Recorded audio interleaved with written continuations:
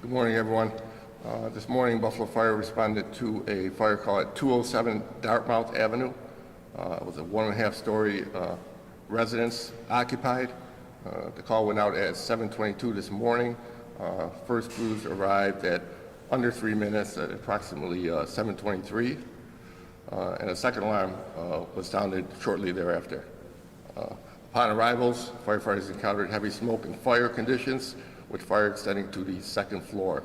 So search and rescue operations were mounted immediately upon arrival, and the primary search resulted in the rescue and evacuation of 5 children ranging in ages from 3 to 10 years old.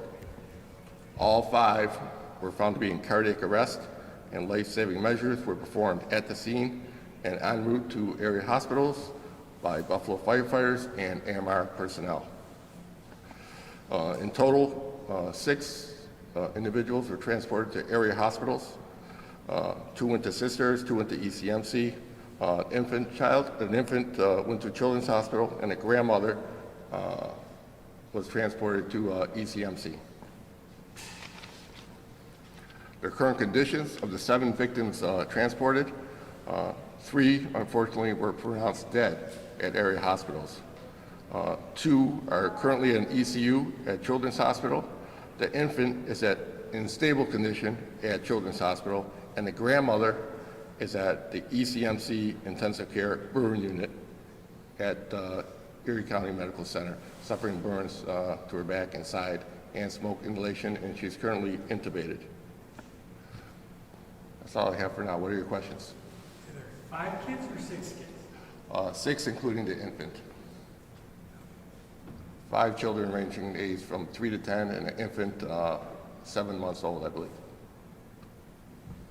What made this fire difficult to fight? Pardon me? What made this fire difficult to fight? Fortunately, the weather conditions did not impact us at all. The roads were clear. Everyone got there in a very timely fashion. Like I said, under 3 minutes. So it was just typical, smoke and intense heat. Was the fire station down on Bailey near Dartmouth open? Yes, they were open, and they were the first arriving companies, Engine 23 on Bailey Avenue, yes. Commissioner, any idea when they have started this fire this time? No, it's currently being investigated. It looks like the seat of origin where the fire started appears to be the first floor dining room, but it's currently under investigation. And everyone was actually inside the house. Nobody had gotten out. Did anybody get out of the house before you guys had arrived? The grandmother was alerted by her daughter, the aunt, was first alerted. First of all, there were working smoke detectors in the home, and the aunt was the first one alerted. She woke the grandmother up, then attempted to get the children out, and the grandmother was able to rescue the infant. So the infant and the grandmother were able to make it outside the structure on their own. And the aunt also was able to get out of the house? Yes, the aunt as well. How many other people were in and were able to get out safely that aren't in the hospital and they didn't need to be treated? That's it. There were a total of 8 people in the house at the time, and 6 people currently in the hospital being treated. Well, 6 people out of the 6 children, once again, including the infant, 3 have been pronounced dead. The other 2 children are at Children's Hospital in ICU in critical condition, and the infant is in stable condition at Children's Hospital. Commissioner, have you had a chance at all at this point to speak with any of the firefighters that were on the scene? And I've asked this before, and probably ask it again. How are they doing after something like this? Well, it's been a very challenging time, challenging year, not just for the fire department, but the city overall. Obviously, we have a number of fatalities, a number of high-profile fires. Obviously, we had the shooting at Tops, the mass shooting at Tops back on 5/14, and we're just coming on the tail end of a worldwide pandemic as well. So it's really been the most challenging time, in my opinion, in the history of the fire department these last 3 to 4 years. Have you spoken to any of those firefighters yet today? Yes, I have spoken to them, but not in depth, but I was speaking to some of them who I believe have been personally affected. Did any of the firefighters have to be treated or were they okay? No, we had one firefighter had a mass malfunction. He had to actually bail out of one of the, I believe either first or second floor window, not sure which, but there were no firefighter injuries at this fire. And you said there were working smoke detectors in the house or were not? There were, yes. Like you said, this has been one of the most devastating years for the city of Buffalo.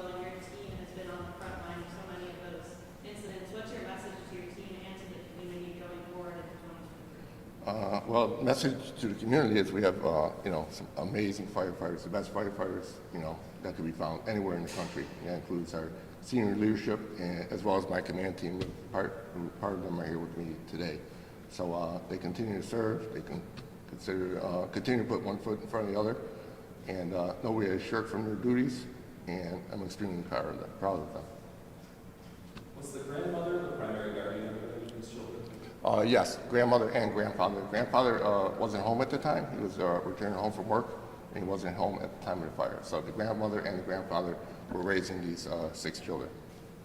Commissioner, I don't want to keep harping on the same thing, but how concerned are you about your department and the firefighters? Because this takes a mental toll on them as well, especially when you're talking about young kids. I'm sure many of your firefighters have young kids. I'm very concerned. I'm very concerned. I just put out a BFD everyone message yesterday, in fact, reminding everyone of the assistance that was available to the CDEAP, from the union EAP, from our department chaplain, and our peer-to-peer program that we also have, that union also runs. So I'm very concerned. This job takes a real physical, emotional, mental toll, and when you combine all those events that I talked about previously, yes, it is taking a toll on the department. Okay, anyone else?